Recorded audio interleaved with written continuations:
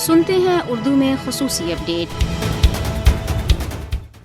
بھارت میں آزادی اظہار کو دبانا انتہا پسند ہندو جماعت RSS کی حمایت یافتہ مودی حکومت کی خصوصیت بن چکی ہے۔ بھارتی آئین میں بظاہر آزادی اظہار کی ضمانت دی گئی ہے، لیکن دنیا کی سب سے بڑی جمہوریت ہونے کے دعوے دار ملک میں حقیقت اس کے برعکس ہے۔ موجودہ دور میں سنسرشپ کی نئی شکلیں پھیل رہی ہیں اور حکومت سوشل میڈیا کی سائٹوں فیس بک اور ٹویٹر پر بھی اپنے ناقدین کو خاموش کر رہی ہے، جبکہ اظہار رائے پر پابندیوں کے ساتھ ساتھ صحافت کے گرد بھی گھیرا تنگ کر دیا گیا۔ دراصل بھارت صحافیوں کے لیے ایک خطرناک ملک بن چکا ہے۔ BJP کی حکومت اختلاف رائے کو خاموش کرنے کے لیے متنازع قوانین کا استعمال کر رہی ہے۔ یوں بھارت میں صحافت کا پیشہ ایک جرم بن کر رہ گیا ہے۔ بھارتی حکام نے اپنے غیر قانونی زیر قبضہ جموں کشمیر میں اپنے جنگی جرائم سے بیرونی دنیا کو بے خبر رکھنے کے لیے بین الاقوامی ذرائع ابلاغ کے اداروں کے ساتھ کام کرنے والے اکثر صحافیوں اور انسانی حقوق کے کارکنوں اور ماہرین تعلیم کے بیرون ملک سفر پر پابندی عائد کر رکھی ہے،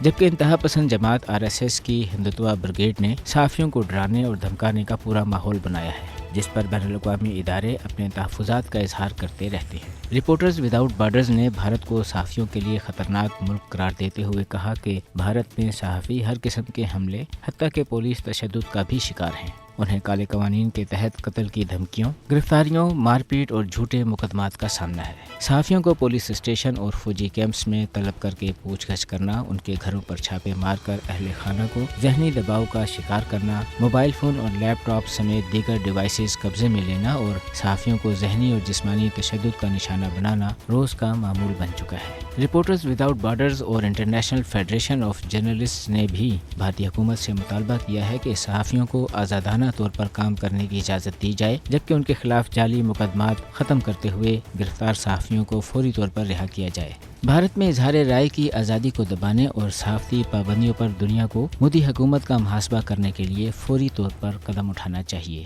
پر